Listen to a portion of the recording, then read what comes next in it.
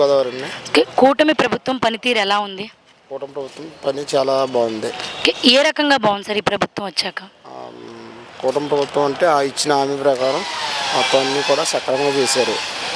ఆయన మన ఇచ్చిన హామీలే కాకుండా కొన్ని ఆటో వాళ్ళకి మొన్న 15,000 వేయటం ఇలాంటివన్నీ కూడా చాలా బాగా చేస్తున్నారు. సార్ ఈ సూపర్ 6 పథకాలు సామాన్యులకు అందుతున్నాయా లేదంటే మీరేమంటారు? సూపర్ 6 పథకాలు చాలా బాగా అందుతున్నాయండి.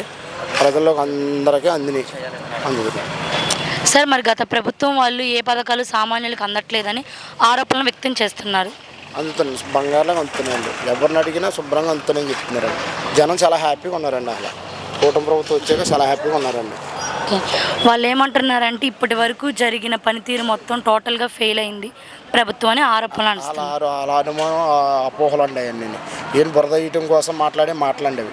పనితీరు చాలా బాగుందండి. కూటమి ప్రభుత్వం సక్సెస్ అయిందండి. ఇంకా సక్సెస్ అవుతుందండి ఫుల్గానే.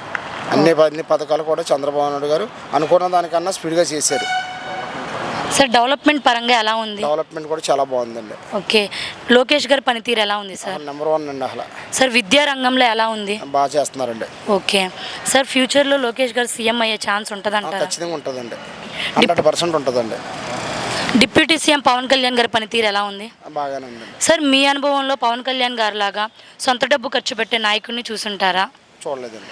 ఓకే, ఇప్పుడు ఆయన చేస్తున్న రోడ్లు గురించే కానివ్వండి, ఆడవాళ్ళకు ఒక సేఫ్ జోన్ క్రియేట్ చేస్తానంటున్నారు. ఆడవాళ్ళ పట్ల నేనంటూ ఉన్నాను అంటున్నారు. దాని గురించి మీరేమంటారు? పట్టుదల మనిషి అండి, చేస్తారని చేయించారు కూడా. కూటమి ప్రభుత్వాన్ని పట్టుకుని 15 సంవత్సరాలు నేను అలాగే 15 సంవత్సరాలు 20 సంవత్సరాలు కూటమి ప్రభుత్వం ఉంటానని పవన్ కళ్యాణ్ గారే చెప్తున్నారు. ఖచ్చితంగా ముగ్గురు కలిపి కూటమి ప్రభుత్వం 3 ప్రభుత్వాలు కలిపి ఖచ్చితంగా బాగా చేస్తాయండి. నమ్ముతున్నారు, ప్రజలు కూడా నమ్ముతున్నారండి. సార్ ఇప్పటి వరకు కూటమి ప్రభుత్వం అభివృద్ధి ఎలా ఉంది? చాలా బాగుందండి. కూటమి ప్రభుత్వం అభివృద్ధి చాలా బాగుందండి.